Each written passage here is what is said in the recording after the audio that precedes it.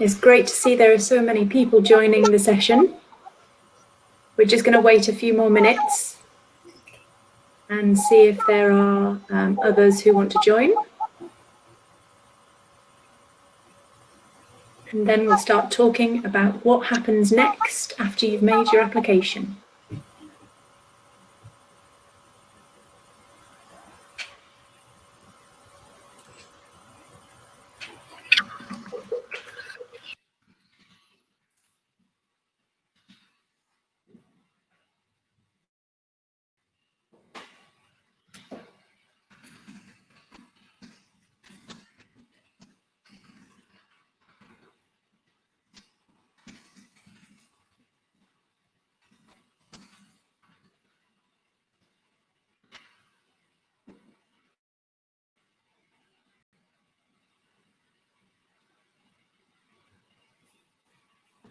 So just a quick caveat before we start. Some of our signal and internet connections are a little delicate. So if anybody drops off at any point, we'll just have to wait for a moment for them to come back in again.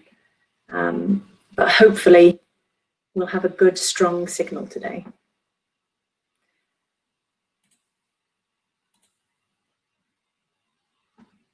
So thanks very much for joining us. I think it's probably worth getting started now. We're going to talk through what happens after your application. So today we have, I'll just move through the slides.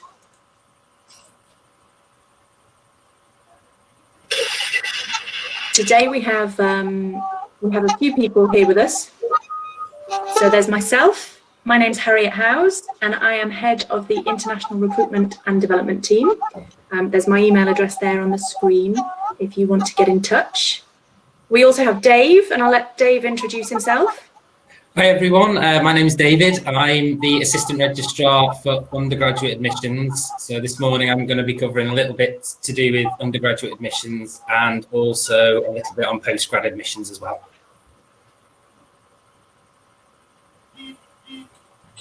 Unfortunately, we don't have Helen with us. Her internet connection was just too delicate and it kept dropping out. So Dave will be covering our postgraduate admissions too, very kindly. But if you have any questions about postgraduate admissions, you can email the email address that's there on the screen. And we also have Rosa.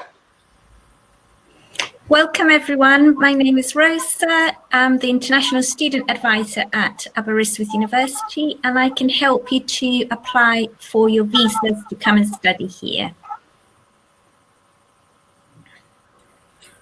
And we also have Xiaohan with us. Her email address isn't on the screen because we thought she wouldn't be able to join us, but she has made it through, which is fantastic. Yeah. So Xiaohan is based in our office in Nanjing. Do you want to introduce yourself, Xiaohan? Well, hello everyone, I'm Xiaohan, and I'm a China officer at Aberystwyth University and responsible for China market recruitment. 所以大家好，我是肖涵。那我负责的呢是中国市场的招生，所以应该有一些中国学生已经非常了解我了。那么如果今天结束之后有任何的问题的话，我也会把今天的内容放到我们的公众的微信号上，以及我们的这个微博链接上面给大家回放。希望大家今天可以从这个活动当中受益颇多，谢谢。Great.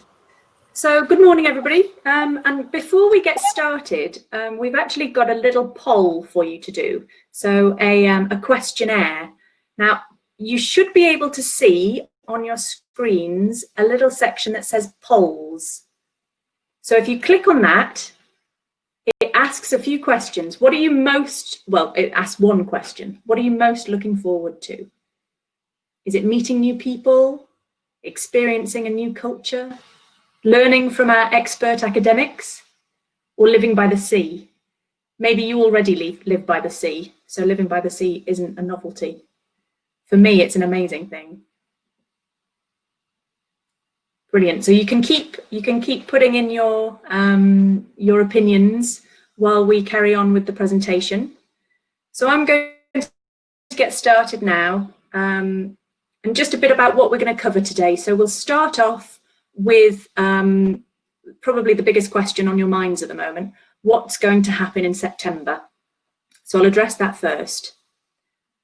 We'll then go through the checklist for our application, for your applications, your accommodation, finalising that application, the CAS and your visa applications, the EU settlement scheme for those of you that are here from the EU, fees and finance, and then we'll talk a little bit about the online open day that we have coming up in July and the future webinars that we'll be holding for all of our offer holders and applicants.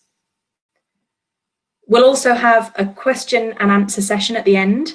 So throughout the presentation, if you have any questions, write them down, and then at the end, you can put them into the chat and we'll answer them one by one. So it's all done through this chat function on the right-hand side of the screen. Hello to everybody who is saying hello and greeting. So we'll move on to the next slide now. So start of term, what is going to happen in September? Obviously, the pandemic at the moment is affecting everyone. And what is going to happen in September, it's not 100% clear in terms of how the pandemic will be affecting flights, will be affecting people in different countries. Governments are taking different decisions on how to handle it. So exactly what the picture is going to look like in September, we're not sure of. However, Aberystwyth is committed to opening up in September. We are planning to have as normal as possible an experience for all of our students. So as many of you may know, if you've been to Aberystwyth before, we are a town as opposed to a big city. We're surrounded by the sea on one side and mountains on the other side. So we're not subject to huge numbers of people coming and going. We don't have trains. We don't have trains to get around the town. There is a train station in the town. We don't have to pack onto buses to get to work. Everywhere is within walking distance. So we feel very confident that we will be able to provide a well-prepared, socially distanced campus. Our campus is really spacious as well. We've got a lot of space. We've got a lot of buildings that we can use. We actually have one campus in the main town, but we also have another campus just outside of town, a third campus in another area of town. So there are a lot of buildings and accommodation that we will be able to use to make sure that we can hold classes in person in a socially distanced way. So we will have much smaller seminar groups so that people can stay as far away from each other as possible. For those classes where there are large numbers of students, for example, our large lectures, we're not going to have huge numbers of people all in the same room. That just wouldn't be safe. It wouldn't be responsible. And so those kind of programs we will be delivering online. So those classes will be online. But where we can, we will have face-to-face classes, and we'll make sure that it's socially distanced. We're also planning a program of adapted welcome activities. Our student experience is really important to us. And in the last 5 years, we've come in the top 10 for student satisfaction in the whole of the UK. So student satisfaction is something that is a priority for us, and we will make sure that we have welcome activities as much as normal as possible. But of course, we will have to look to the guidelines issued by Public Health to make sure that everybody's safe. That is our main priority. Of course, we have innovative teaching in person, like I say, with some online delivery, and we have a lot of experience in online delivery as well. So we know how to use the software, and we know how to make online delivery successful. Getting to Aberystwyth is something that we're going to be helping students with as well. So when you arrive to the UK, we'll make sure that there is support in place to get you to Aberystwyth. Exactly what that support looks like, we don't know yet. We don't know whether flights will be flying into all airports. Maybe they'll only be flying to London. but we will make sure that we help you to get to Aberystwyth. What we normally do is encourage students to land in Birmingham, and then we provide a service by bus to get to Aberystwyth. So we would hope to do that again, but of course we don't know what the landscape of things is going to look like. It might be better for us to provide a service from London or Manchester, so we'll have to wait and see. We're also going to make sure that you can get into your accommodation as soon as you arrive. So that's something that we do every year. We issue the keys to your bedrooms on the buses on the way back from the airport. And so we'll make sure that the room is ready for you as soon as you arrive to Aberystwyth, you go straight in. Now, the other thing on everybody's mind is quarantine, self-isolation. So the UK has said that if you are flying into the UK, you will need to self-isolate for 14 days. That may not be the case in September, or it may still be the case in September. So what we need to do is make sure that the facilities for quarantine are there for you if needed. We have a lot of accommodation. We have a lot of people and a close community that can help with things like getting food to people who can't leave their rooms, supporting them socially as well, making sure that everyone feels safe and well looked after. Obviously, it's not ideal that your first arrival to a new country, you then have to stay in your bedroom for 14 days. Is not going to be fun. So we're going to make sure that it is as easy as possible, and we'll get through it together. Now, I wanted to include this slide as well, just to reiterate, where better is there to socially distance? So I recently moved to Aberystwyth from London, and I can't think of a better place to be right now. We're surrounded by the mountains. The beach is absolutely beautiful and is there for your sort of daily exercise. I don't know if you can see the picture just behind my head there. I'm just trying to move my head, but I'm not sure I'm able to. Oh, there we go, I'm smaller. If you can see the dolphin there. There are dolphins just off the coast. You can wander down to the seafront and it's absolutely beautiful. So the picture in the top left-hand corner here is Snowdonia National Park. That's just north of Aberystwyth. On the right, you can see some of our students enjoying a bonfire. Obviously, that won't be possible with social distancing in place, but it's something that's really fun to do. You can see dolphins. You can go and look at the Inislas sand dunes as well, which again is just north of Aberystwyth. So there's real beauty. It's surrounded by nature. So it's a really good place to be under these circumstances. Just to give you a bit more of an idea of the campus as well. So you have the Arts Centre, the Sports Centre, the National Library of Wales. The old college is right down by the seafront there. And you can see the campus entrance is there. So the town, the main town, is right down by the sea. To get to the university, you walk up this hill, which is steep, I must say. Having done it myself, it leaves you breathless by the time you get to the top. Thankfully, the accommodation is right at the top there as well. And if nothing else, it's good exercise. Who needs to pay for gym membership when you can walk up the hill every day, right?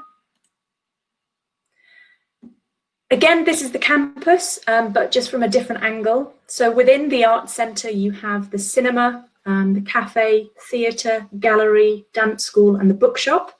Hopefully some of that will be open soon, once things start to get back to normal.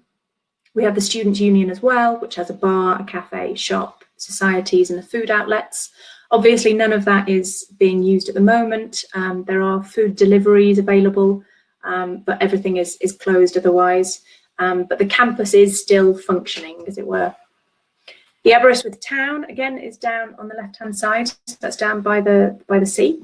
And then you have the National Library of Wales. So that is one of the most important buildings in Aberystwyth.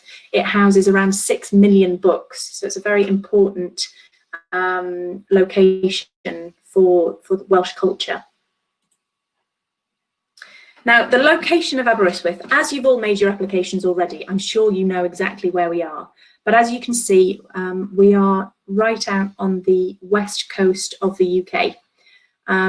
Birmingham Airport is the closest and it's the easiest to get to.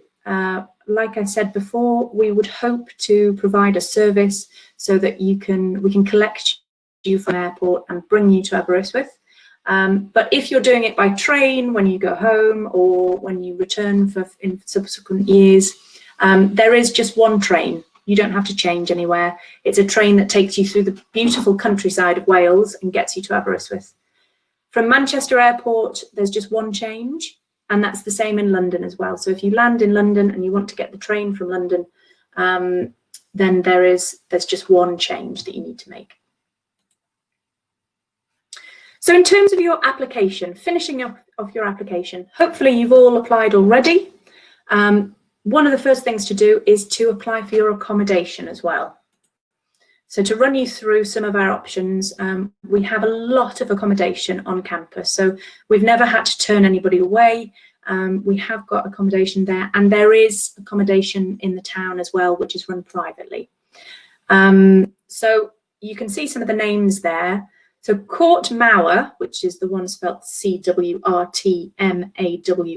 Court Mawr, is most popular with our international students, and you'll see why in a minute. So that's due to our inclusive accommodation offer. But Firm Penglace is one of the sort of more expensive options. They have a lot of ensuite bedrooms, and you can go for a studio apartment if you prefer to live alone as such. Rosser has its own postgraduate hall as well. That's Rosser G. But postgraduate students are able to apply for any of the accommodation options as well. But a lot of them tend to gather in Rosser. If you prefer not to be up the hill by the campus, you can live down by the seafront. So we actually own some of the buildings that face out into the sea. You're not guaranteed a view with the sea, but it's possible that you might have a bedroom that looks over the sea. You can spot all those dolphins when they swim by.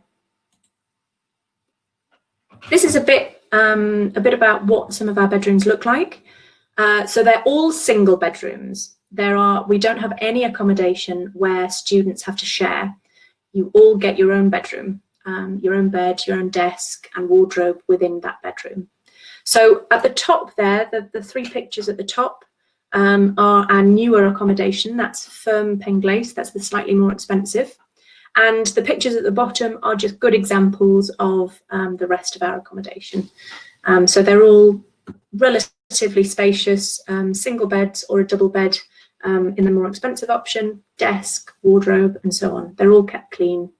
And you tend to share, so you would share like a flat with 6 or 7 people. Each has their own bedroom, and then you can either share the bathroom facilities or opt for something with ensuite, so you have your own bathroom facilities. Then you all have a shared kitchen and shared living room space, so you can hang out together, cook together, get to know each other, make friends.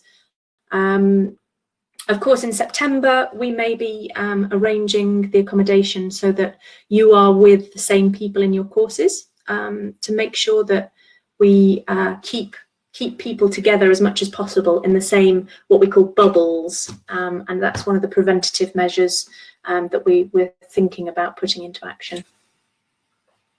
So the inclusive accommodation offer that I mentioned before, this is applicable to international students, so not to European students at the moment, and that's because the fees are different, tuition fees are different. So European students have slightly lower tuition fees, international students have higher tuition fees, but we're trying to level that out a bit by giving international students this inclusive accommodation offer.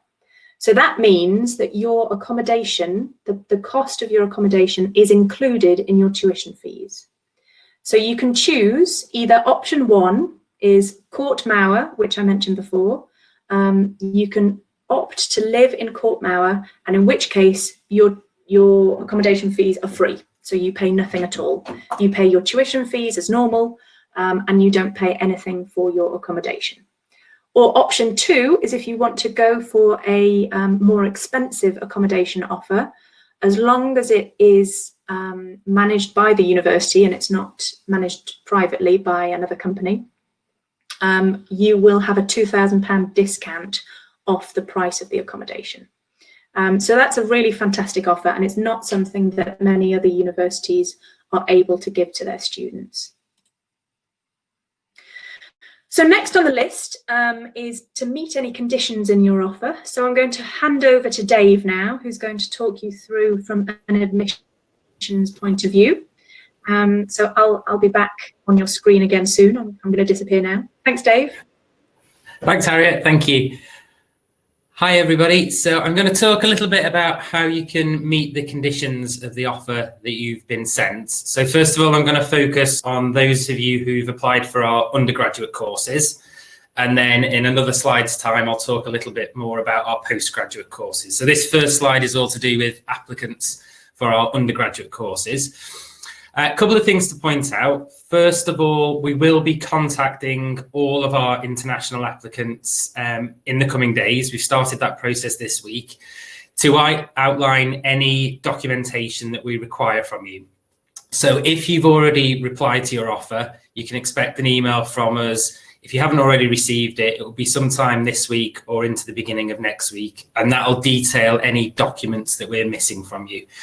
But to take you through the two types of offer, so you may have received a conditional offer from us for our undergraduate schemes. As the name suggests, that is conditional on meeting certain criteria.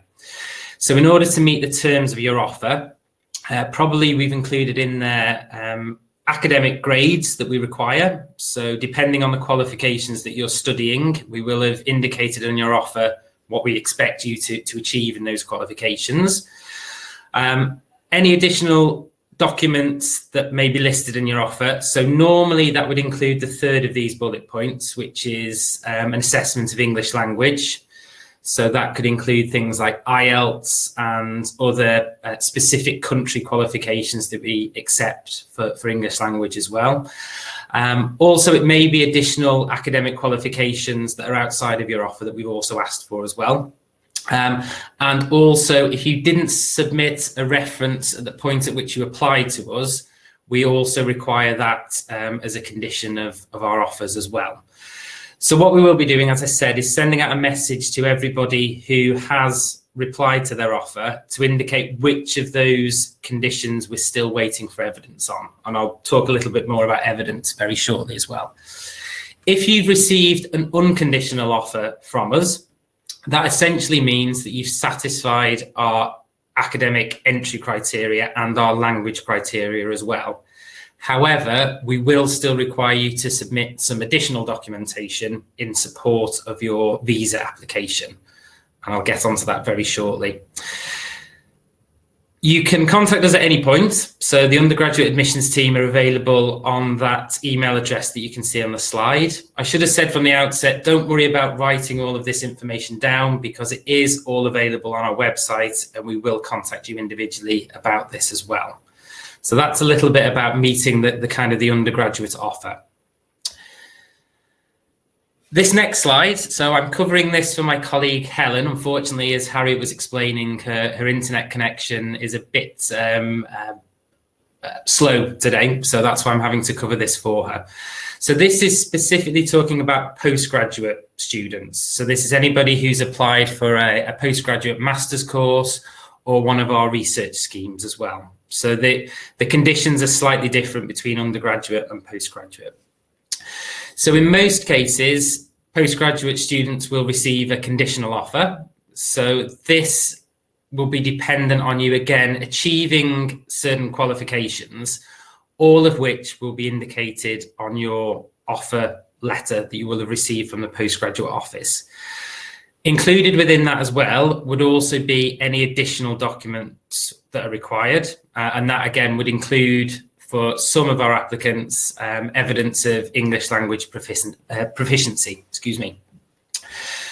Also, we require with our postgraduate applications for you to return a decision form. So if you've received an offer from us through the postgraduate office, also included on that would have been a copy of the decision form. So in order to continue progressing with your application, you need to, if you haven't already, just submit a copy of that reply form, and then the postgraduate team can get in touch with you about the next steps of your application.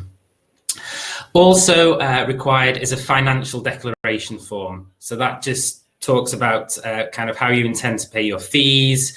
There's also some additional questions on there as well. So if you've received that as part of your offer, please also return that to the postgraduate team so they can attach that to your electronic application record that we hold for you as well.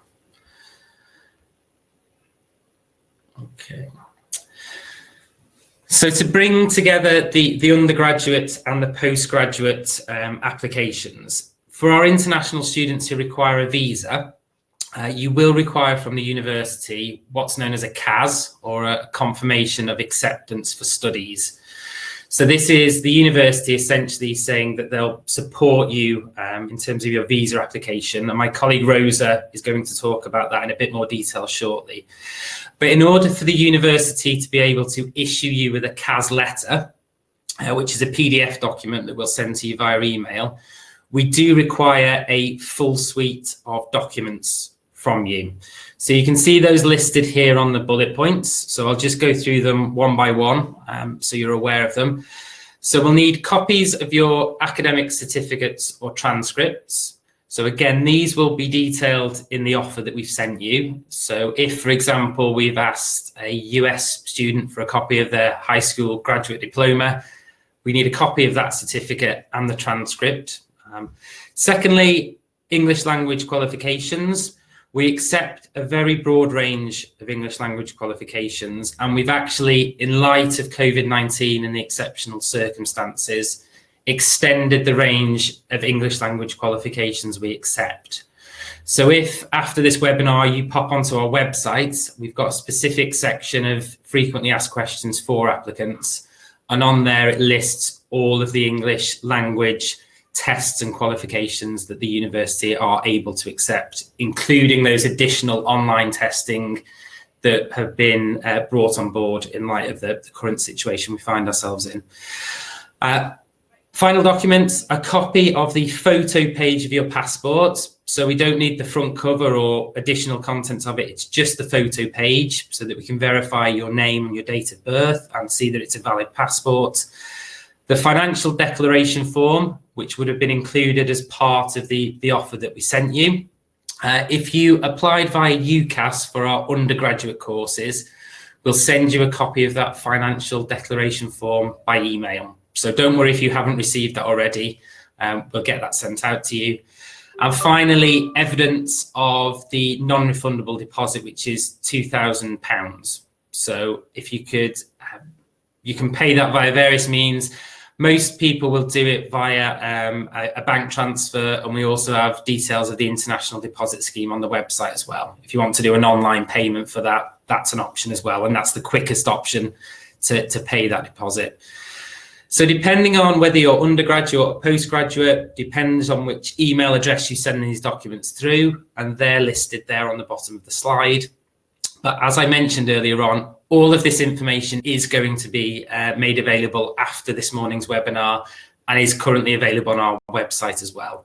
But if at any point you're unsure about anything in this process, you want to check whether you've perhaps already submitted certain documents, just get in touch with us. The team are here to help and happy to offer you any additional advice and guidance.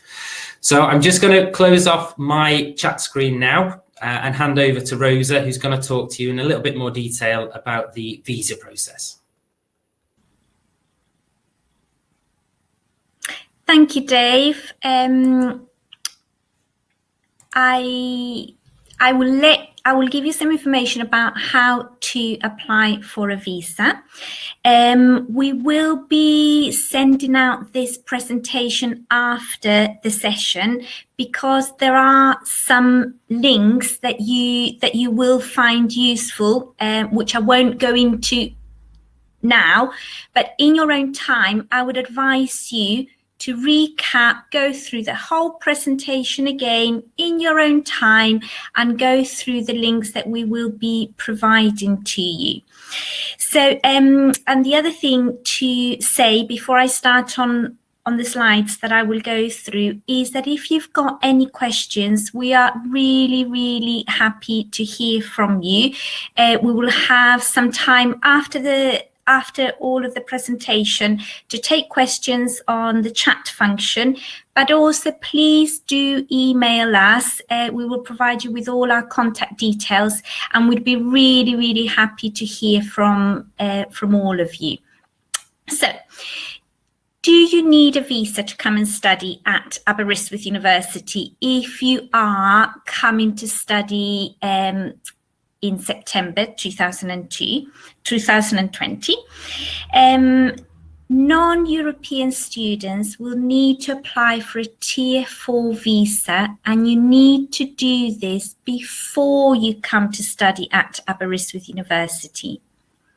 European students will need to apply to the EU settlement scheme after arriving to Aberystwyth. And I can help you to apply for a Tier 4 visa, and I can also help those European students to apply to the EU settlement scheme. So you're not alone, you're not left on your own to apply for your visas. We can offer you with support and advice. So how do you apply for a Tier 4 visa?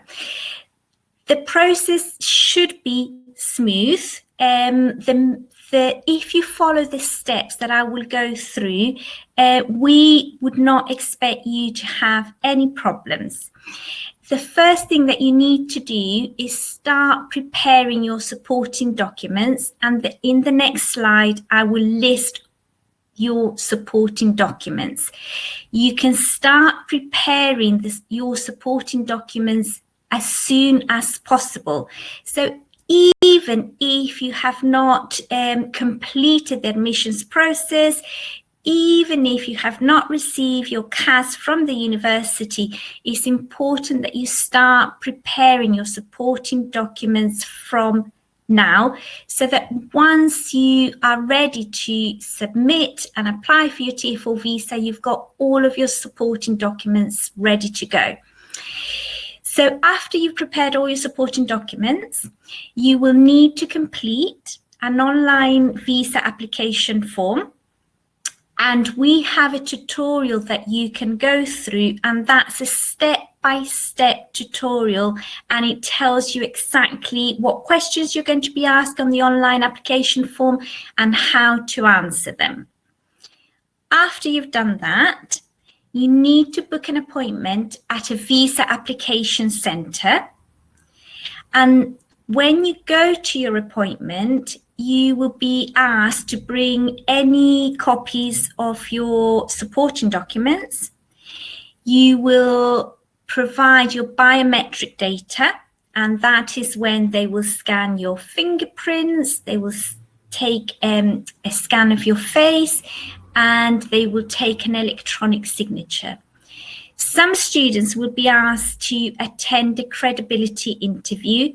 This is nothing to worry about, and on my visa support pages, I've got some questions and answers that you should be looking at, and hopefully this will prepare you if you are asked to attend a credibility interview.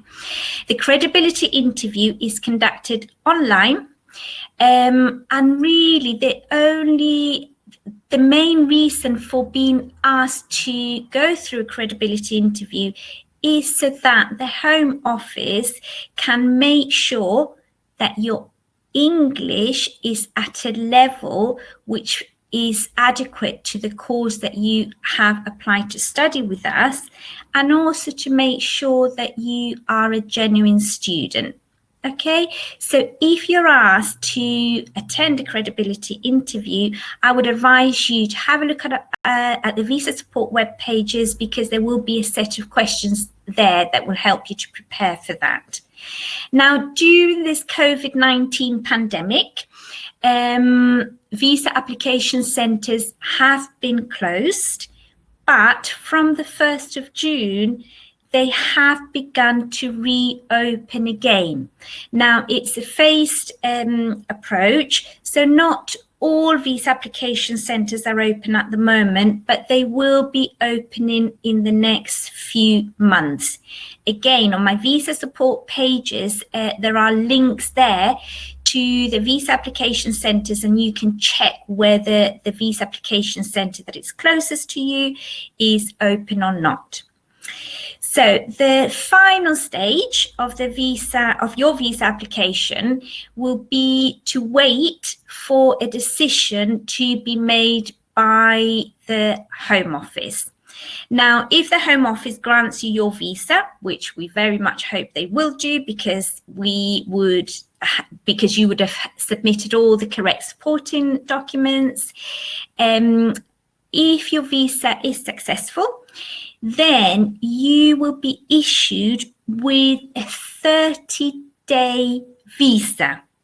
That visa will be on your passport, and that 30-day visa will allow for you to travel to the UK. Now, again, because of the pandemic at the moment, because of COVID-19, the Home Office does appreciate that booking flights may be difficult to do at the moment, and that actually you may need more than 30 days in which to travel, to prepare your travelling to the UK. So if you are issued with your 30-day visa and you're not able to travel within those 30 days, you need to contact the Home Office again. And if you don't know how to do that, you can contact me and I will help you with this. And what will happen is that you will be issued with another 30-day visa, which allows for you to enter the UK. This will be available to all students until the end of this year, and we hope by then, by the end of 2020, the travelling situation around the world will be a bit more settled. But if you have any questions, you can always ask me and I can help you. If you need to contact the Home Office, I can help you to do that. So once you arrive to the UK, you will then have to pick up your biometric residence permit, and your biometric residence permit is your permanent visa. So your biometric resident permit will be valid for the duration of your course. You don't need to apply for another visa again until you complete your course, unless it takes you a bit longer to complete your course, in which case you may need to extend your visa, which I can help you with. You pick up your biometric residence permit from our local post office, which is about 7-8 minutes walk from the main campus, and we will give you information on how to do that. Now, just as a little important note is our advice is, especially around this time when traveling is still a bit uncertain, is not to book any travel. Don't book tickets until you have received your visa from the Home Office and until the Home Office has returned all your documents. So these are the supporting documents that I need for you to start preparing from now on. You will need a passport. Make sure that your passport is valid and it's got at least 6 months validity on it. You will need your CAS letter, which Dave has already gone through how you will obtain that from the university. And you will need financial evidence, which some of you may have been asked already to provide before the university issues you CASs. But if you haven't been asked for it, you will still need to prepare it. Your financial evidence must show that you've got enough money to cover your living costs for the first year of your course, and that is £9,135. Plus your tuition fees. you must have had this money for 28 days before you apply for your visa. Now, it's really important that you have your financial evidence. This is the main reason why visa applications are refused. So I really need for everyone to start preparing their financial evidence as soon as possible. If you're allowed to bring dependents, that's family members, to the UK, you will need an additional £6,120 per person. It's only postgraduate students that are allowed to bring dependents to the UK. If you're not sure whether you're allowed to bring any family members to the UK, you can always email me and I will check that for you. You will need copies of your academic qualifications, and these will be listed on your CAS letter. Some nationalities will need a TB certificate. Now, when we send you this presentation, you will be able to click on the link and you will be able to check whether your nationality will need a TB certificate. Some courses require ATAS clearance, but these are only the postgraduate courses. And if you need ATAS clearance, it will say so on your CAS, and it's an online application and it's a very easy process to go through. And for any under 18s, we will also need consent from your parents that you are allowed to travel to the UK. All documents are uploaded onto your visa application. So you will need to save all your documents as PDF copies. You don't need original documents for your visa application apart from your passport, which you will need. Some students from low-risk countries do not need to submit financial evidence with their visa applications, but they do need to prepare it in case the Home Office requests it. And under that link, there will be a list of countries and you can check whether you will need to submit financial evidence with your visa application or not. If a bank statement is not in your name, it can be in your parents' name. But if the funds are held in your parents' account, then you will also need your birth certificate and a letter from your parents saying that they are covering all your costs to study here at Aberystwyth University. It's really important that even if you're from a low-risk country, you prepare your financial evidence, because the Home Office can make random requests and they may want to see it. And if you don't have your financial evidence and if you have not held the funds for 28 days, when the Home Office asks to see it, your visa application will be refused. So to apply for a Tier 4 visa, you will need to pay an immigration health surcharge, and this will give you access to all national health services. And you will need to pay £300 for 12 months of a visa. So if you're here on a 3-year undergraduate degree, for example, you will need to pay an immigration health surcharge of £1,050. And if you're here studying on a 1-year master's course, you will need to pay an immigration health surcharge of £450. The reason why there is an additional amount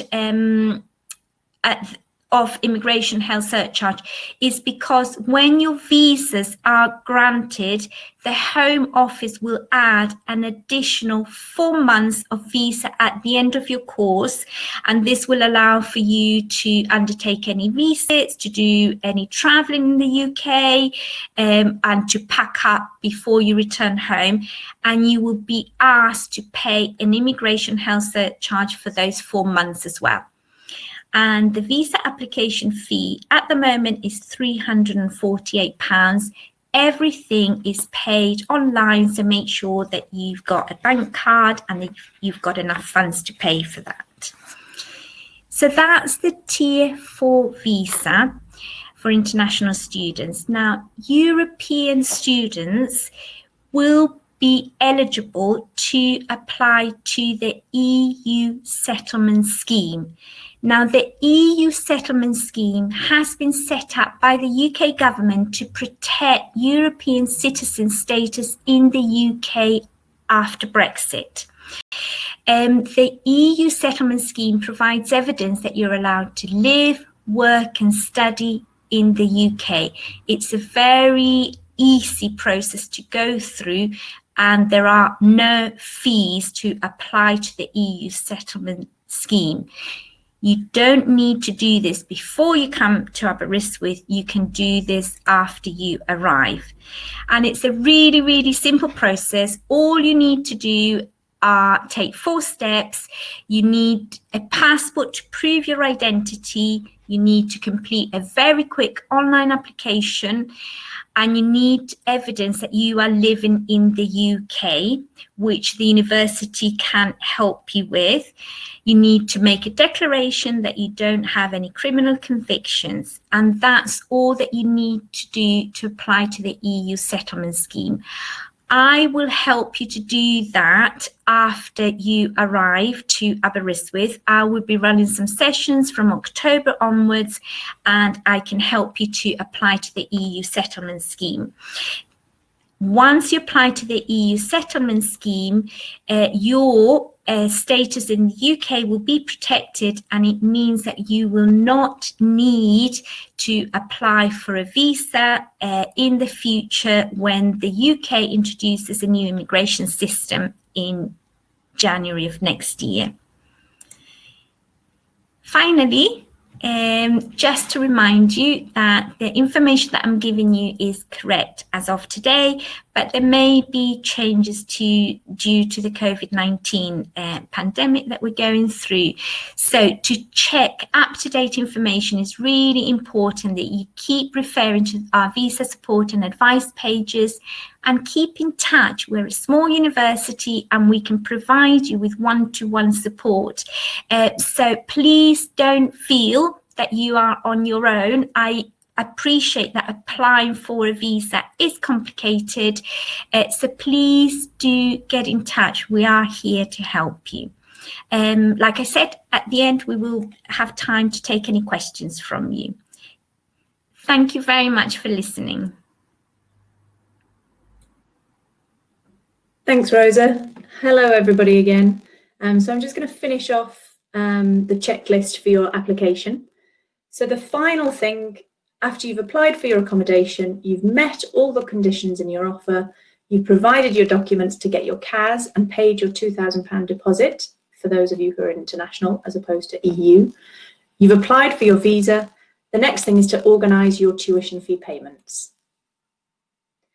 So those tuition fee payments can be paid all in one, so in full, or in 3 instalments if you prefer. So you can pay a third at 3 points throughout the year. They can be paid online, by bank transfer, cash or cheque. And if you have any questions, you can email the fees office at fees@aber.ac.uk. For EU students, there is the tuition fee loan that you would have access to. So if you want more information about that, you can go to www.studentfinancewales.co.uk/EU. For any of you from the USA, you can apply to US financial aid to support your studies here at Aberystwyth University. And if you have any questions, you can always email us at international@aber.ac.uk. So just to go over that list again, first off, apply for your accommodation, meet any of those conditions in your offer, so get your grades and send your results through to us, provide documents required for your CAS and pay your £2,000 deposit, apply for your visa and organise to pay your tuition fees. Now, I want to give you a bit more information about the next session we'll be holding. So this is our online open day, and that's something that will be accessed by the whole of Aberystwyth University. So there will be academics available to talk to you from across all of our departments. There will be people from the accommodation office, there will be people from the Students' Union, there will be people from all different areas of the university. So you can get in touch with us, you can speak to us there live on the online open day on the 6th of July. So we're going to provide the link to register as well. If you want to register, you can do that right now. Andy is going to provide the link. If you click on the offers section, you will see the link there to the online open day. So we also have a virtual tour of the campus, which is really, really professionally done. So I definitely recommend that you take a look at that if you haven't done so already. That's available on our website. You don't have to wait for the 6th of July to do that, but that will be there as well. So definitely apply to the online open day. And then when it comes to any questions you have in terms of your course or in terms of what your living will be like, all of that can be answered on that day. The next webinar we're going to hold will be on the 16th of July. So that will be just like this one has been, with members of the team from the International Office and from other sections around the university. So we're going to be looking a bit more closely at travel plans, what to bring, what not to bring, welcome week activities. We hope that we'll have a bit more information for you by then. An update on the university's response to COVID as well. So unfortunately, I'm not able to give you any definite answers, any definite details about exactly what we'll be doing in September, other than trying to provide as normal an experience as possible. But we will be able to give you more details at the next webinar on the 16th. So I suggest you join us then. We'll also be having a third and final webinar on the 20th of August. So that will be focused on what to expect in your first semester. So again, in both of those webinars, you'll be able to ask us questions, just touch base with us and find out anything that you need to know. So the links to register for those will be sent via email. And finally, I wanted to mention that, of course, we have various different social media accounts. If you don't already, follow us on Instagram, that's Aberystwyth International. And on Facebook, we have the Aberystwyth International Facebook page. And actually on Facebook, we've set up a group for students entering in 2020. So for new students this year, there is a group. So you can apply to enter the group. You can get to know people, get to find out about other people who are joining in 2020 there as well. So I really recommend you take a look at that. For those of you in China, we have the Weibo accounts and a WeChat account. So you've probably met Xiaohan or somebody else who's been looking after Aberystwyth University already. So do get in touch with us via Weibo or WeChat.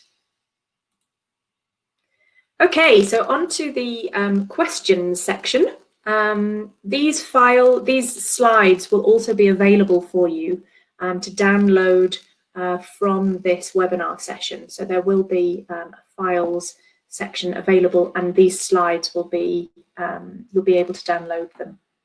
So I think we should now be able to access the chat function.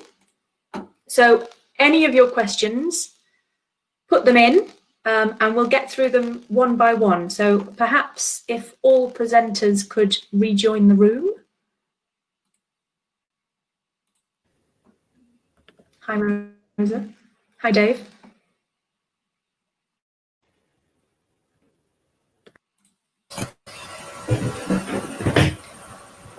To be announced for PhD programs. Now, unfortunately, we don't have Helen here to help with that answer. Dave, would you be able to answer that one about PhD programs? So when will offers be made for PhD programs? I'm not sure of the answer to that one, sorry, Harriet. So yeah, we can certainly take that offline from the webinar and get back to the applicants on that one. So generally speaking, PhD programs tend to be more fluid than undergraduate and postgraduate programmes. So they don't have a definitive start date in the same way that we start in September. Often they can start at different points through the year. So the results in terms of your offer, if you've made an application, will be dependent on the academics judging your application. The next question about scholarships. If someone has been granted a full scholarship, I'm afraid I can't see the rest of that question. Will healthcare be provided for students? So Rosa addressed that in the presentation. Do you want to just touch on that again, Rosa? Yeah, sure. So non-European students will pay an immigration health surcharge as part of the visa application process, and that will give them access, that will give you access to all national health services. So that means that you will be able to go and see a doctor, and if you need hospital treatment, that will all be free of charge. There are some costs that you may need to cover, such as some dental costs if you need some dental treatment, but overall the immigration health surcharge will cover all costs of national health services. And for European students arriving this September, you will be able to access all national health services in the same way as a UK national would do.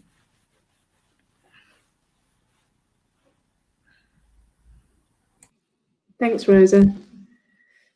So the next question we have is about national insurance. So does the university help students get a national insurance number on arrival? So national insurance is something that you normally use to find a job and to work. Rosa, would you be able to help answer that one?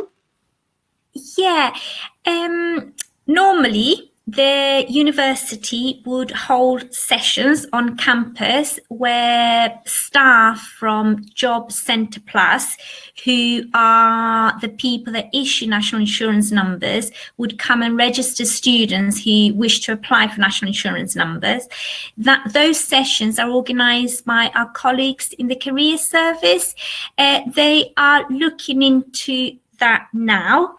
Because of the COVID-19 pandemic and social distancing measures, we're not sure whether we will be able to provide the sessions on campus this year, but we will certainly be able to provide advice and support and information to students on how to apply for national insurance numbers. Maybe we will have more information in the next 2 webinars that we're running. That's great, thank you. So the next question, what will happen if we are unable to make it to campus due to COVID travel restrictions? Now that's a really good question. At the moment, we are encouraging everybody to arrive in September if they can. Obviously, if they can't, we hope that we're going to be able to offer an online only option to those students. So if there's no way you can make it on time, you will be able to start your course online. And then you travel to the UK whenever you are able to make it. So that's what we're aiming for. Unfortunately, at this early stage in planning, or rather middle stage in planning, we can't give you an exact answer. Certainly, if you've paid your £2,000 deposit and then for some reason there's no way that you can get to the UK and you've decided you don't want to do the online option, then we will refund that deposit. So that's something that has been clarified and has been determined. So it's best to go ahead and pay the £2,000 deposit if you can, and then we will give that back to you if it turns out that there's no way that you can get here or you prefer to defer your entry. But we are encouraging people to try if they can to get here in September, and if not, there is hopefully going to be an online option for the duration of the time that you're not able to be here for. Thanks very much for your thanks there. Is there a possible January intake in 2021? So that is something that the university is discussing. It is not something that we've made a decision on yet, the January intake. If we decide to go ahead with a January intake, then it will only be for some programs. It will not be for all programs. And it is likely to only be for postgraduate master's programs. So, like I say, it's not something that we are planning at the moment. It's something that we're still considering. Why is the result of Commonwealth Shared Scholarship for Data Science not out yet? That answer I don't know, I'm afraid. I don't suppose Dave or Rosa would know the answer to that one. Again, yeah, I think that's one for Helen to confirm on the PG side, the Commonwealth Scholarship. Okay, so what I'm going to do is take down your email address. I can see it on my screen here, and we will get back to you as soon as we can with an answer there. Can we show different financial account statement to the university and the visa office as long as the minimum balance is maintained? Definitely one for Rosa. No, sorry.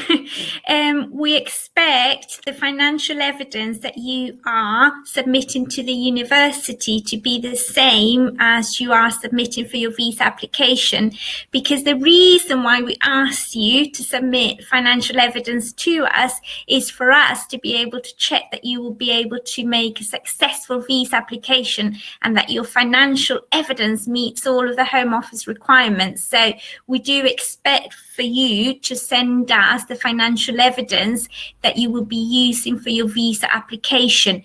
The only exception would be is that financial evidence cannot be more than 31 days old.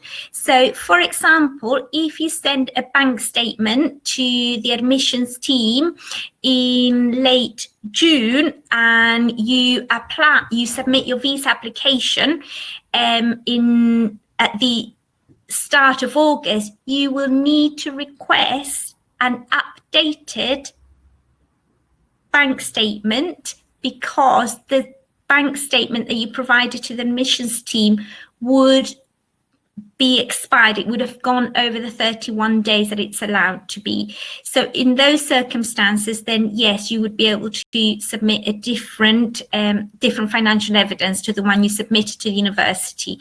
But overall, we are expecting you to send us the financial evidence that you will be using for your visa applications. Thanks very much.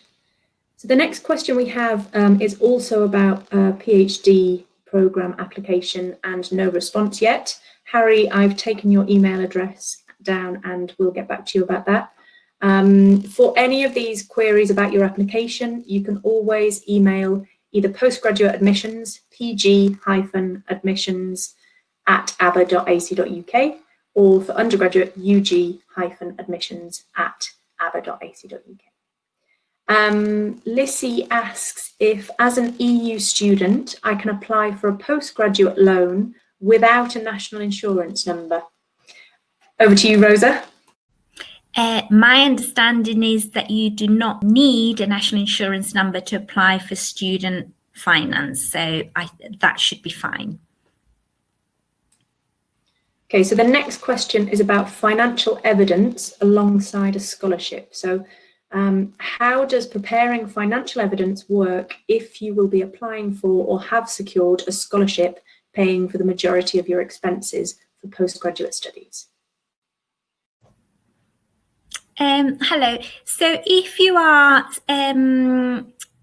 applying or you have secured a scholarship, we will need to see evidence of that. So we will need to see a letter from your sponsors or anything to that effect.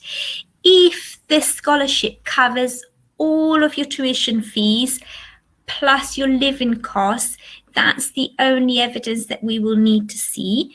But if your scholarship, for example, only covers your tuition costs and does not cover your living costs, then we would need to also see your own financial evidence, such as a bank statement. If you're confused about anything, because I do realize it is confusing, financial evidence can be very confusing. And like I said, this is the main reason why visa applications are refused. So we need to make sure that you submit the correct financial evidence. So if you've got any questions, if you're not sure about your financial evidence, email me and I can check it for you. Thanks, Rosa. From other colleagues, we've also heard that, yes, a national insurance number should not be necessary when you're applying for an EU loan. The next question is about notification after an application. So when will you be notified of your offer? Rotendo, I've noted down your email address, so I'll get back to you about that as well. But as I said before, you can always email UG admissions or PG admissions. Now, the next question is a complicated one. Is it possible to safely practice social distancing as a chronically ill person? That's something that I think is only determined by the circumstances themselves, and it's very much up to you. If you don't feel safe being on the campus, or if you don't feel safe socially distancing, depending on your circumstances, that is very much your decision. And I think in terms of what social distancing will look like in September, we'll have more details about that closer to September, and you'll be able to make your own decision. We are providing, or we hope to be providing, an option for students who really can't be there on campus in September, that they can continue their studies online. Because of course we do have students who don't feel that they would be safe enough leaving their own homes wherever they're based now. So we do hope to provide an online only option to those. So it would be your call whether you wanted to go ahead with the online only option or not. Next question, number 1, for those who have a full scholarship, would they still be required to submit the non-refundable deposit? I think the answer to that is yes. Would I be right? Yes, yes. Yes, you do. And would you also be required to show the bank statement with 28 days of having a specific amount for visa application for somebody who has a full scholarship?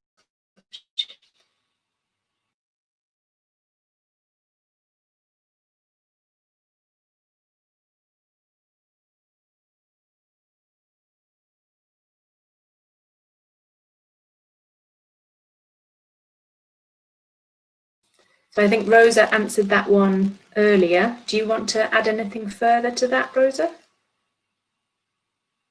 About showing financial evidence? Question, sorry, my internet is going a bit slow, but hang on. So the question is, would you be required to show the bank statement with 28 days of having a specific amount for a visa application for somebody who has a full scholarship? If you have a full scholarship that covers tuition fees plus living costs, and if you've got evidence that you've got a full scholarship, such as a letter, then you don't need to provide additional financial evidence. The evidence of your scholarship is sufficient for the visa application. Thank you. So the next question is, I have an unconditional offer letter, but I am delayed in paying the finances because of the pandemic and lockdown. So is there a time to pay them? And if yes, till when? So the deadline to pay the deposit, I suppose. So I don't think there is a specific deadline to pay the deposit. Do you want to chip in there, Dave? Yeah, no, but the deadline that we sort of have, if you like, as the kind of the broad deadline is the 21st of August. So hopefully that'll give everybody sufficient time to make that payment and to get their other documentation in order. The online payments are the the best way of paying that deposit, because it's the fastest way of doing it, and we'll get a receipt of that fairly promptly. I suppose my advice would be, if somebody thinks they're not going to be able to make that payment on or before the 21st of August, just to let the relevant admissions team know. So either whether you're postgrad or undergraduate, let that team know. And we can obviously just keep a note of that and advise you accordingly at that point. That's great, thank you, Dave. And of course, your actual tuition fees don't need to be paid until September. So the next question is, can we show a different date financial evidence to the university and the visa office as long as the minimum balance is maintained? So can we show a different date to the financial evidence? Okay, so yes, go ahead, Rosa. I think that was very similar to the previous question. I don't know if it's from the same applicant. Sorry.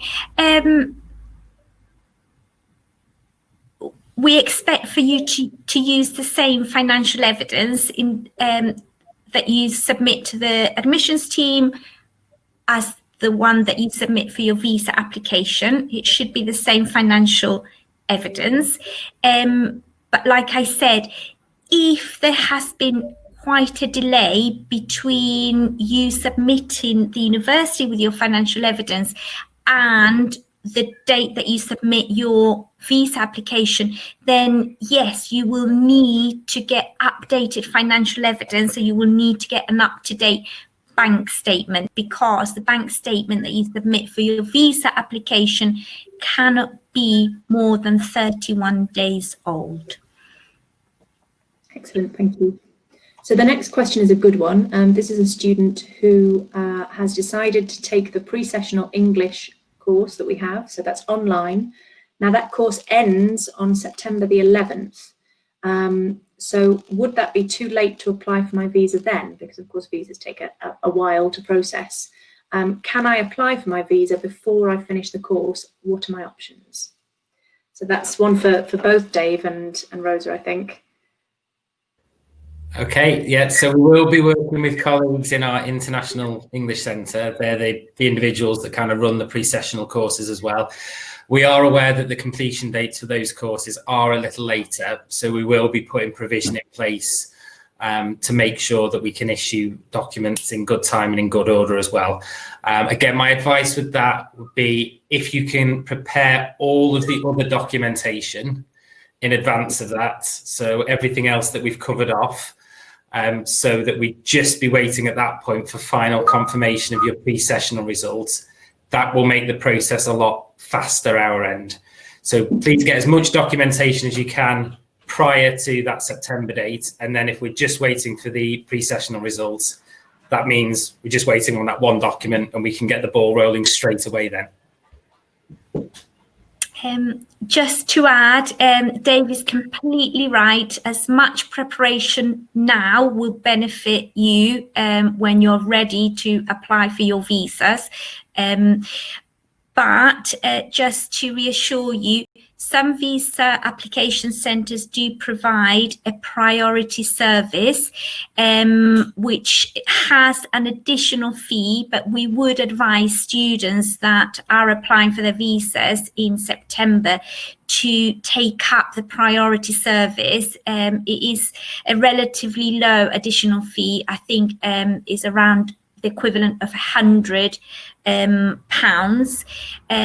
But that means that the Home Office should give you a decision on your visa application in 5 working days. So hopefully that means that your visa application will be submitted. You'll have a decision in about a week, and then you can start making your plans to arrive to Aberystwyth. As we have said, the start of term, the first week of the academic year, is an orientation week. It's a welcome and orientation week, and really that week this year will there'll be lots and lots of online events.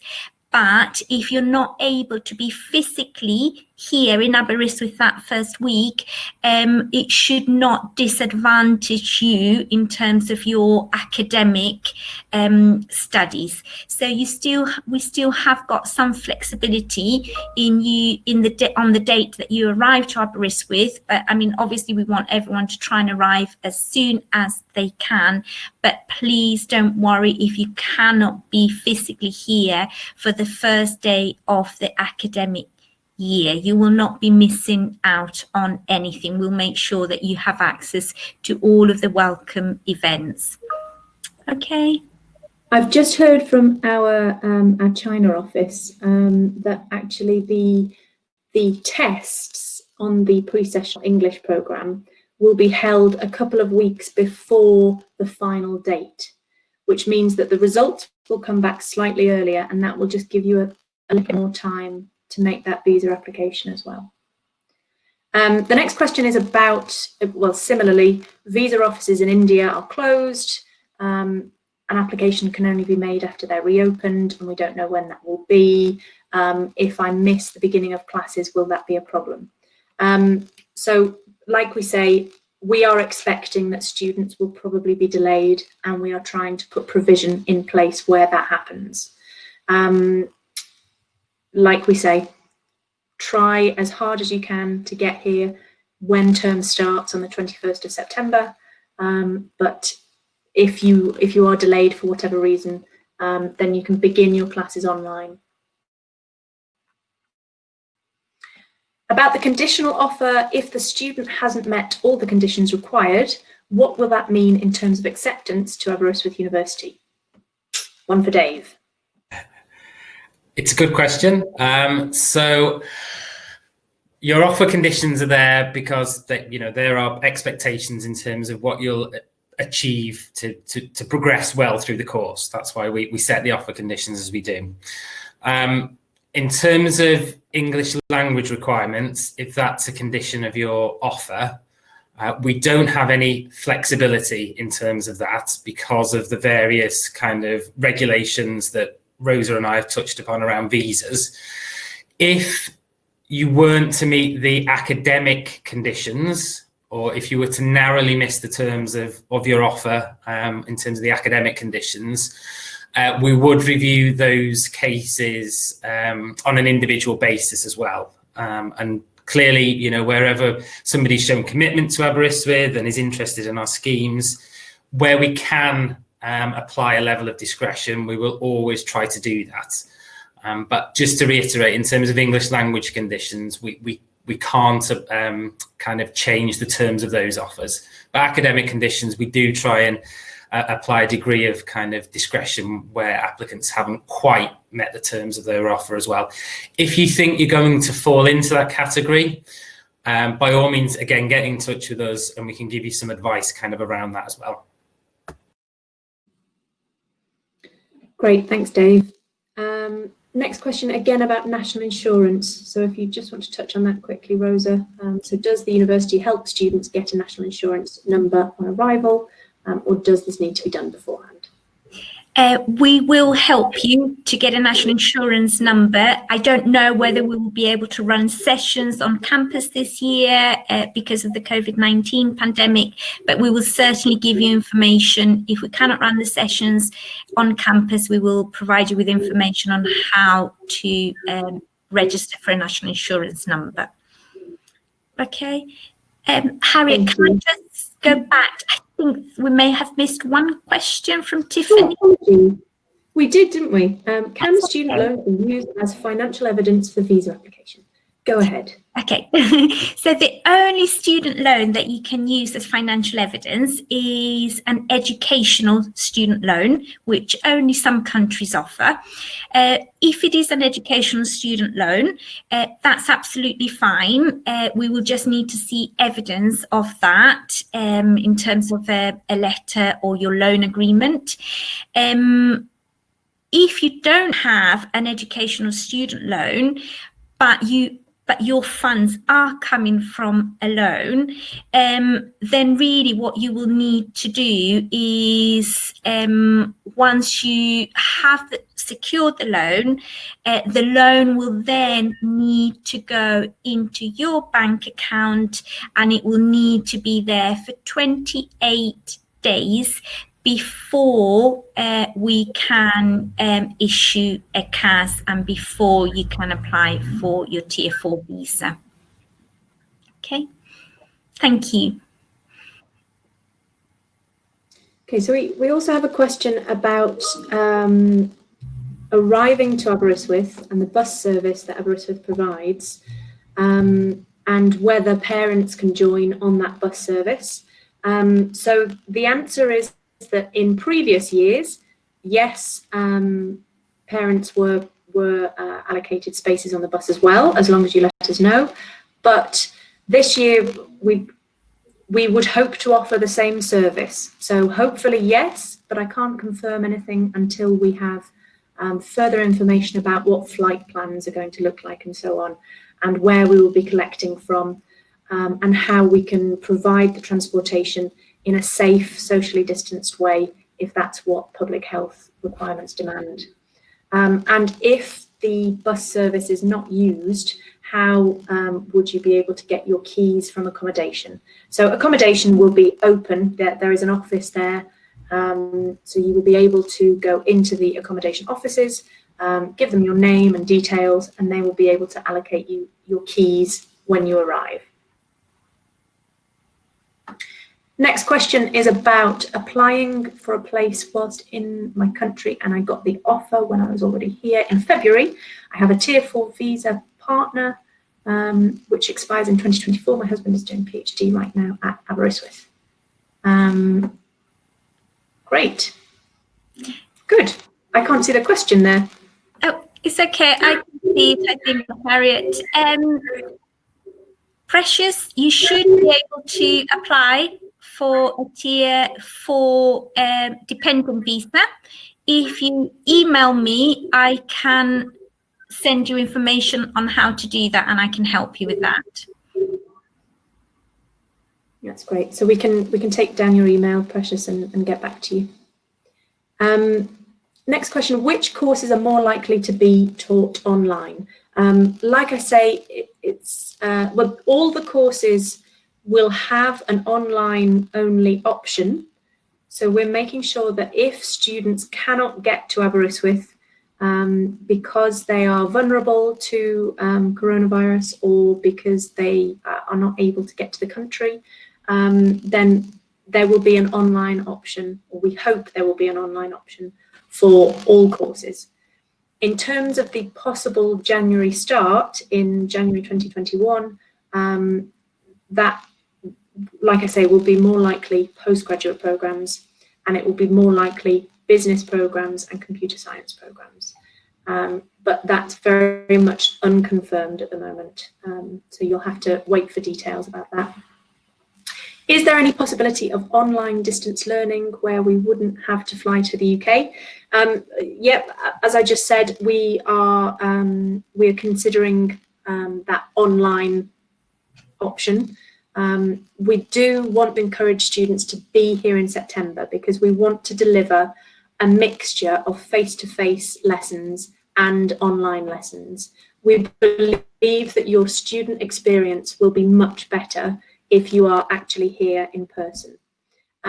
However, if you don't feel safe, and we know that there are a lot of students who are not going to feel safe for whatever reason, because of underlying health conditions or other reasons, we are going to try and provide the online only option. So there will be, the university is now writing policy about that. So we won't be able to confirm exact details yet, but that is coming soon. Are there any scholarships available for international students from Africa, Nigeria, to be precise? So we do have the scholarship website up. I don't know if Rosa or Dave want to mention any that they're aware of. I'm not aware of any specifically for Nigeria, other than the Chevening and the Commonwealth scholarships. It depends. Yeah, in terms of undergrad, we've also got the International Excellence Scholarship as well, which is available to a number of countries, which I think also includes Nigeria as well.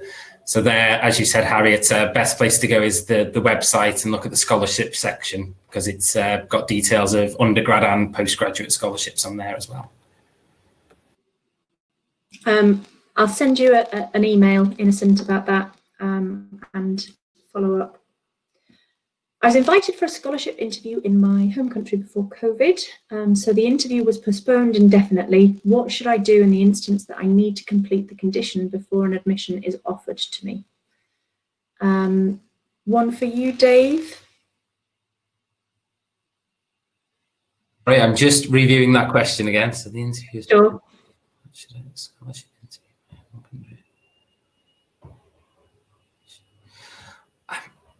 I think I'd need to see the conditions of the offer, just to advise Ovi kind of accordingly on that one, because I'm not entirely sure what the condition he's referring to is. So yeah, if by all means we can contact him after the event and discuss it, that'd be great. Sure. So I'm taking your email address down now, and we'll get back to you. What is the latest you may arrive at the university in September? We don't have that date yet because everything is so up in the air at the moment, and we just don't know what September will look like in terms of the global response to coronavirus. In previous years, it would be 2 weeks after the start of term is the final enrolment date. But obviously, these are strange times, and we will be making exceptions where necessary. And as I mentioned before, we hope that students might be able to begin online and then join us later in the semester when they can get here, if that's the only way to go ahead. So ordinarily, we will be starting on the 21st of September, so it will be 2 weeks after that, so the beginning of October, but that's not set in stone. Do we have to pay full tuition if the lectures are online? Another good question. At the moment, we are looking at charging full fees because we are looking at students coming to Aberystwyth in person to get the usual in-person teaching experience. However, this is a question that is being looked at the moment. The university executive team is very aware that if a student is only doing classes online, that maybe the tuition fees should be different. But it's something that hasn't been decided on yet. So we can't give you a firm answer about that, I'm afraid. When do you recommend students start arriving to Aberystwyth University? For the 21st of September. So again, the exact dates we are looking at, and I think what we'll probably do is ask students to arrive at different times depending on which course they have applied for. And that's because we're trying to have a staggered entry to the campus. So we don't want all students arriving on the same day because social distancing will be impossible or will be challenging at least. So we want to try and stagger the arrival of students as much as possible. So it may be that some courses arrive 1 week, some courses arrive the next week, and so it should be over a period of about 2 weeks. So I'm afraid receive offer, you'll have to wait for more information from us. Another question about scholarships. I haven't received my scholarship result, and I had a Skype interview in March in PhD in computer science. I've mailed PG admissions, but haven't received any reply. Okay, we'll take your email address down and try and get back to you as soon as possible, Sanjay. Thanks for that. Next question. I think we possibly answered this one already. I think we've answered that one already, Precious. If you want us to go over that again, then do email at international@aberystwyth.ac.uk or the visa email address, which is visa@aber.ac.uk. Is that right, Rosa? Not quite. Immigration advice. Immigration advice at aber.ac.uk. Immigration advice at aber.ac.uk. Another question about English being the official language in Nigeria. Do I need to take a language test? So I think I'll pass that one over to Dave. It will very much depend on the qualifications that you've been studying in Nigeria. So we do accept the range of country-specific English language equivalences, if you like. So for Nigeria, one example would be the West African Senior School Certificates. If you've got a certain level of English on that certificate, that is acceptable in place of, for example, an IELTS test as well. Great. Another question about English here.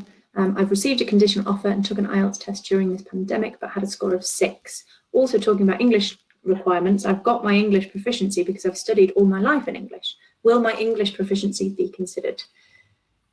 A similar response, I imagine, Dave. Yeah, again, we need to look at the applicant or ASU's country, whether we've got any kind of IELTS equivalents for that country. If we haven't, in terms of raising the IELTS score, there are a couple of options there, including possible pre-sessionals through our International English Centre. And also, as I said when I was doing my slides earlier, we have included for this year a range of additional online testing. So we've got, for example, IELTS online testing is available as an option this year as well. So couple of routes with that one, I think. That's great, thank you. So just to mention, we have hit 11 o'clock, so we will be wrapping up the session soon. We'll just try and get through these final questions as quickly as possible. Next question about scholarship again. If you have been awarded a scholarship but choose to defer, would the scholarships also be deferred? Now, I'm afraid I don't know the answer to that one. Dave, do you happen to know the answer to that one? I think that's a question still being considered as part of our whole response to COVID-19 as well. I don't believe there's been a definitive answer as yet, but clearly we can update applicants in due course on that one once we know the full picture. I've noted your email address down, Shivani, so I'll try and get an answer to you as soon as possible. Next question, how much should I have in my account in total for both tuition fees and living cost? So Rosa touched on that earlier. So obviously your tuition fees and then the living costs were 9,135. Very good, Harriet. 9,135. So Ruth, just make sure that you've got enough money to cover your tuition fees. So for example, if your tuition fees are £15,800, you need to add £9,135 to cover your living costs, which would give you a total amount of just under £25,000. And you need financial evidence for that total amount of £25,000. But be careful because everyone's tuition fees will be slightly different depending on which course they're doing and depending on which discounts they will be receiving from the university. So that's why I cannot give you a total amount as a whole figure for everyone, because everyone's financial evidence will be slightly different. If you need to check anything, just email me and I can check it for you. So the next question is confirmation about if you've been offered the full scholarship, do you have to pay the non-refundable deposit or not? Do you know the answer to that, Dave? I think, yeah, this is referring to postgraduate, but I believe it's still the case that we would require receipt of a deposit as part of the CAS issuing process. Okay, so again, Shivani, we'll find out the definitive answer to that and email you. Next question, if you already have a postgraduate offer from another UK university, would you be allowed to use that acceptance for your Tier 4 visa application but still intend on studying at Aberystwyth? Good question. Sorry, let me just pass over to the experts.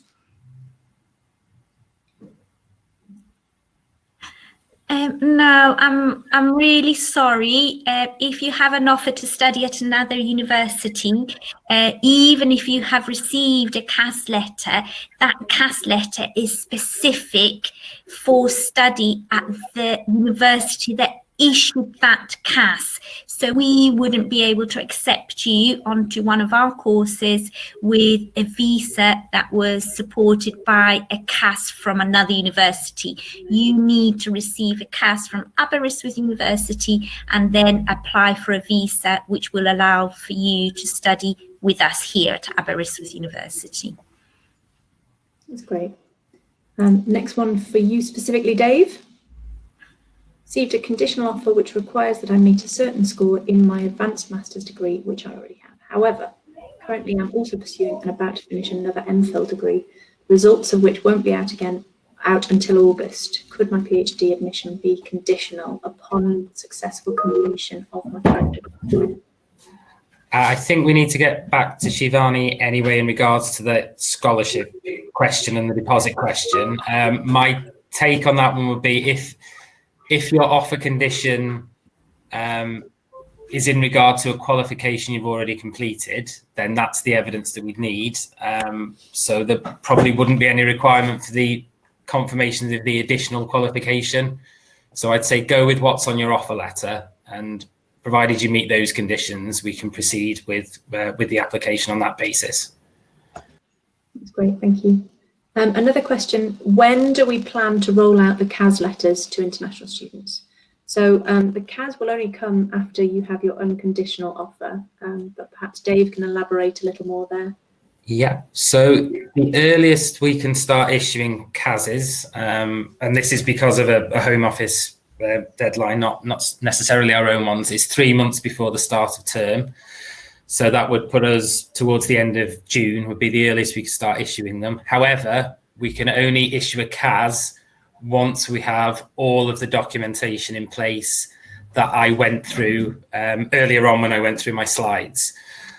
So if, for the sake of argument, we have somebody who's provided all of their documentation at this point, and they've also paid their deposit, the earliest we could start issuing CASs is towards the end of this month.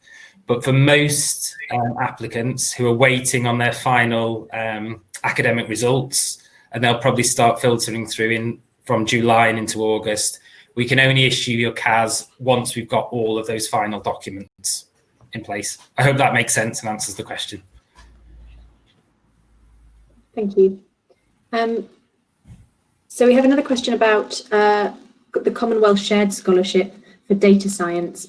So what I'll do, Innocent, is send you more information about that when I email you about the other scholarships available. Shivani asks if we can go over the process again for applying for immigration health insurance and what that covers. You have to just go over that quickly, Rosa. Yeah, you will be required to pay an immigration health surcharge as part of the visa application. So you will be taken, when you apply for your Tier 4 visa, you will be taken to a screen where you will be asked to pay for your immigration health surcharge, and the system will calculate how much you have to pay for your immigration health surcharge depending on the duration of your course. And by paying the immigration health surcharge, you will have access to national health services, apart from a few that you will still have to pay, such as dental treatment, optician treatment, and just some other things. I can give you more information, or you can just Google immigration health surcharge government UK, and that will give you more information on that. So the next question is about opening a bank account in the UK, and what I'm going to suggest is that we actually add this to the list of topics for our next webinar. So we'll go over those details in the next webinar. There is also information on our website that can be found there. So do have a look at that, Caitlin. Is it possible to change your course after you already accepted your offer? One for Dave. It is, yeah. We'd encourage you, if you are considering changing, to let us know at the earliest opportunity, and certainly before we get to the stages where we'd be issuing a CAS, because we'll need to include your course details on that CAS document. So if you'd like to change your course or be considered for a different course, just send us an email to the undergraduate admissions office, and we can take care of that for you. We may need to send you an amended offer if, for example, the standard entry requirements for the course you want to change to are different to those that you've had on a previous offer.